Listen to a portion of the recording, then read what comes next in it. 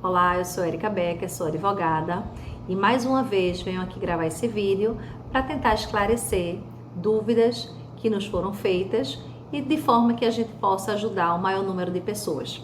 O tema de hoje é relativo ao pagamento das mensalidades escolares no período de suspensão das atividades em virtude da pandemia do coronavírus. O primeiro ponto que eu quero trazer para vocês é que eu não estou aqui nem como advogada das escolas, nem como advogada de pais de alunos, do qual eu faço parte. Meu objetivo é exclusivamente trazer para vocês a movimentação que está acontecendo no mundo jurídico e assim tentar esclarecer o que é obrigação, o que não é obrigação, na forma como está sendo posta para todos nós. Primeiro, cabe destacar que já no final de março, foi feito um acordo entre o Sindicato das Escolas e o Sindicato dos Professores, no qual ficou determinado que o mês de março, que foi perdido 15 dias de aula aproximadamente, seria relativo às férias de janeiro. Então, os 15 dias utilizados em março, estaria sendo perdido 15 dias de férias em janeiro. Já o período do mês de abril, que é o que a gente se encontra, esse período vai ser relativo às férias de julho. Então, as crianças no mês de abril estão de férias escolares, porque elas não terão férias no mês de julho. E a partir de maio é que realmente vai começar a voltar a fluir o ano letivo, tá?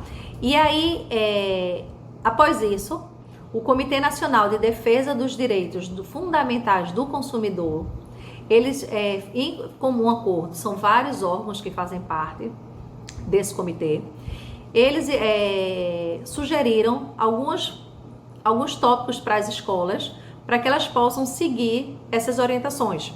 Não são determinações, são apenas orientações a serem analisadas pelas escolas. Eles fizeram inúmeras considerações, são 27 considerações que eu não vou ler para vocês, tá? Mas que caso alguém tenha interesse, trata-se da nota técnica CNDD FC número 02 de 2020 e é facilmente encontrada no Google. Então, nessa norma técnica, o que é que eles falam? Primeiro, eles falam em relação à manutenção e preservação do contrato, que deve ser a alternativa número 1, tanto vista pelos pais como pelas escolas, porque a gente sabe que quando há um cancelamento de contrato, há uma sequência de consequências que são geradas, inclusive no final das contas de demissões de funcionários, e isso não é o objetivo de ninguém. Então, a manutenção e a preservação dos contratos sejam sempre vistas como prioridade número 1 para tudo. A partir daí, ele começa a dar as orientações para as escolas, no sentido de obrigação principal de informar aos pares de alunos, aos contratantes, em relação a tudo que está acontecendo, inclusive em relação à parte financeira, para que as escolas possam apresentar uma planilha de despesas do que já passou, uma previsão das despesas que vão ocorrer durante o ano e possa-se chegar a apurar se com o afastamento dos alunos de sala de aula, se com isso a escola passou a ter redução de despesas, para que essas despesas possam ser repassadas para os pares de alunos. Então, que sempre tenha dado essa comunicação e assim possa se chegar a um valor, lembrando que cada escola ela tem uma realidade diferente da outra. Nós temos muitas escolas no estado de Pernambuco, onde essas escolas elas têm características diferentes, então que não dá para você dar realmente um percentual de 30% de desconto, que a gente vai estar prejudicando escolas que a gente sabe que não tem lucro de 30%.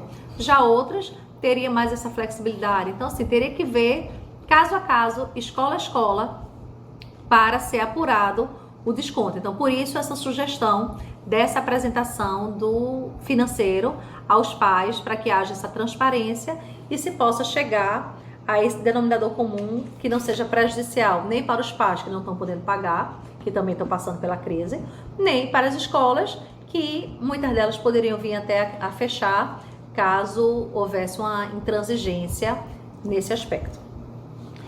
Essa nota também sugere que os contratos acessórios, tipo esporte, alimentação, coisas que não vão estar, serviços extracurriculares, que não vão estar sendo utilizados, que eles sejam suspensos, os pagamentos sejam suspensos, e que as escolas disponibilizem um canal de atendimento para os pais, tanto para tratar de assuntos pedagógicos, financeiros, como administrativos. E que as sanções por inadimplemento nesse período sejam relativizadas. Então, que as escolas deixem de procurar, nesse primeiro momento, a justiça para fazer qualquer tipo de cobrança, mantendo sempre o diálogo entre as partes, para que possam chegar novamente ao melhor denominador comum para os dois. Paralelo a isso, eu quero destacar o ofício que foi enviado pelo presidente da OAB de Pernambuco, Dr. Bruno Batista, juntamente com o presidente da Comissão de Direito do Consumidor, Dr. Joaquim Pessoa de Guerra Filho, no qual eles oficiam o sindicato das escolas de Pernambuco, dando algumas diretrizes também em relação a esse período da pandemia. Nesse ofício, 3 pontos foram levantados. O primeiro, sugerindo que a modalidade à distância seja apenas aplicada excepcionalmente e que a modalidade presencial posterior à pandemia, ao fim do isolamento, possa ser priorizada. Então, que a modalidade à distância seja apenas aplicada no caso excepcional e de forma complementar à presencial, às aulas presenciais, que é o que se espera. Além disso, eles sugerem que quando for utilizada a modalidade à distância, que seja apurado o custo de investimento que for necessário para essa modalidade de ensino e que possa ser observada a redução de despesa que a escola tiver durante o período da não ocorrência das aulas presenciais. Então, que possa ser avaliado, posso colocar na balança o valor que a escola economizou com o valor que a escola gastou e depois do período da pandemia, caso haja um saldo positivo, que esse valor seja repassado para os pares de alunos de uma forma bem transparente. E por fim, em relação às crianças, aos alunos de educação infantil, a OAB sugere que seja conciliado em contrato a revisão dos mesmos, a fim de que possa ser apurado um valor justo para ambas as partes.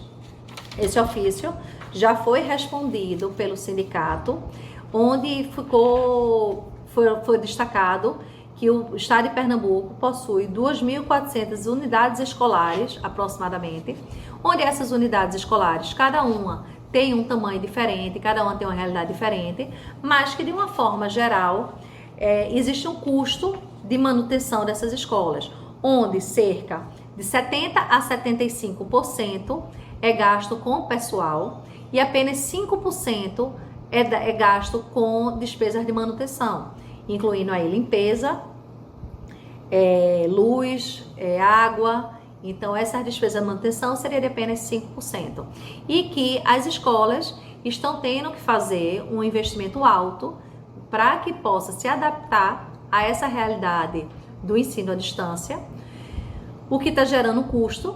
E, além disso, no sentido de que eles estão tentando ao máximo preservar os empregos e até evitando que sejam concedidos os benefícios que são tão oferecidos pelo governo para evitar a redução salarial de seus funcionários. Então, que em virtude disso, não estão sentindo essa redução, mas pelo contrário, está sendo gerado um custo para as escolas que precisam se adaptar a essa nova realidade do ensino à distância. Segundo eles, quando uma instituição já existe na modalidade à distância, ela já tem aqueles equipamentos e ela tem um gasto de pessoal irrisório em relação a todo o contexto. Já na escola tradicional, presencial, o custo de pessoal é muito maior do que o custo de manutenção. E que agora as escolas que têm o custo alto de pessoal estão tendo que se adaptar a esse custo de manutenção. E aí, em virtude disso, eles dizem que, e outros argumentos, eles dizem que não tem a possibilidade de se estabelecer esse percentual de desconto e que, caso a caso, pode ser conversado com a escola. Ele até sugere que as escolas possam chegar a parcelar uma mensalidade no cartão de crédito, que possa ser prorrogada a data de vencimento, mas que cada caso desse vai ter que ser negociado entre a escola e o contratante pessoalmente, e dando à escola e ao contratante a possibilidade de cada um analisar a situação do outro, tá? Sempre com transparência. E aí o que fica aqui bem claro é que dificilmente a gente vai conseguir estabelecer um percentual de desconto. O que vai ser necessário realmente é o diálogo, é a transparência. A situação é muito difícil. Já tentou se apresentar na Assembleia Legislativa de Pernambuco um projeto de lei com o intuito de redução de 30%, o qual não foi aprovado. Existe em tramitação na Câmara Federal também um projeto de lei nesse sentido, mas que provavelmente não vai passar, a gente realmente não acredita, em virtude dessa divergência de situações de cada uma das escolas, tá? Agora é importante que tanto os pais tenham o bom senso de saberem se o serviço está sendo prestado, está atendendo ao ensino das crianças, sopesando realmente a situação que a gente se encontra, as dificuldades que as escolas apresentam, como as escolas também possam entender a situação de cada pai de aluno que também está tendo redução de salário, está tendo suspensão de suas atividades e que estão passando por um momento delicado também junto com as escolas. Então, o que fica aqui mais uma vez, assim como em tantos outros temas que a gente trouxe, é a questão do bom senso. O bom senso, a tolerância, para que a gente possa chegar a um denominador comum e que ninguém possa querer tirar vantagem com a situação do outro, nem a escola se beneficiar da sua redução de gastos, nem os pais possam querer se beneficiar quando o serviço tiver sendo prestado e os investimentos da escola estejam sendo realizados para que a gente possa ter um ensino de qualidade nesse período difícil para todo mundo.